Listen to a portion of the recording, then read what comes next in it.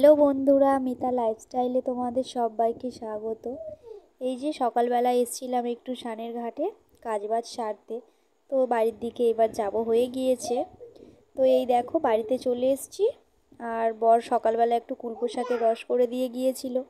এটা তো খেতেই হয়, ওটা না খেলে তো আর রেহাই নেই, গায়ে একদমই রক্ত কম। তো সেই জন্য ডাক্তার ওটা খেতে বলেছে বেশি করে। আর ছেলে এখানে ম্যাগির দিকে বারবার হাত দেখাচ্ছিল, তো সেই জন্য ওকে একটু করে দিচ্ছি। তো ও তো বাচ্চা মানুষ, একটা গোটা ম্যাগি তো ও একদমই খেতে পারবে না, তো যা খাই খাবে আর আমি খেয়ে নেব। আবার দুপুরে রান্না বান্না আছে। তো সকালবেলা মাছ এনে দিয়ে গিয়েছিল, দিয়ে কাজে গিয়েছে। তো এই যে ম্যাগিটা হয়ে এসছে, একটু শুকনো শুকনো করব।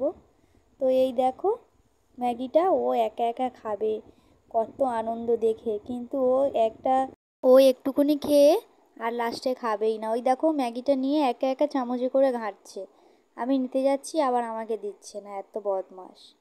সব জিনিসে ওর একটু বেশি বাড়াবাড়ি। তো এই দেখো দুপুরে রান্না বান্না শুধু মাছের তরকারি করব, একটু কুমড়ো আর আলু দিয়ে একটু মাছটা করব। তো দুপুরের খাওয়া দাওয়া সেরে এই যে বিকালবেলা এসে একটু ছাদের এখানে বসে রয়েছি। বাইরে তো বৃষ্টি হচ্ছে, ওই জন্য কোথাও যাচ্ছি না। তো বন্ধুরা, আজকে বেশি ভিডিও করা হয়নি, তো সেজন্য প্লিজ তোমরা কিছু মনে করো না। আমি তোমাদের সাথে আবার পরের দিন একটা ভালো ব্লগ আমি শেয়ার করব।